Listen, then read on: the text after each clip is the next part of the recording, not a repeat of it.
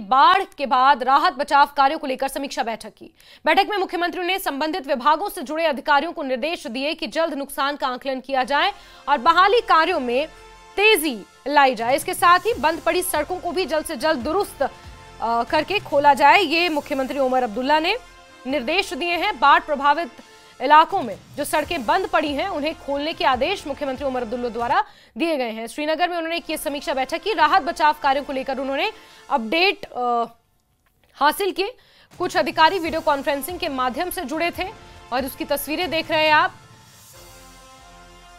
Divisional commissioner Jammu भी इस बैठक में वीडियो कॉन्फ्रेंसिंग के माध्यम से जुड़े और खास तौर पर कनेक्टिविटी को बहाल करने को लेकर जोर दिया गया, यानी कि जो बाढ़ और बारिश के बाद सड़कें प्रभावित हैं उन्हें जल्द से जल्द खोला जा सके। बाढ़ के बाद राहत बचाव कार्य किस तरह किए जा रहे हैं, किस स्तर पर किए जा रहे हैं, इसको लेकर जानकारियां उन्होंने हासिल की हैं।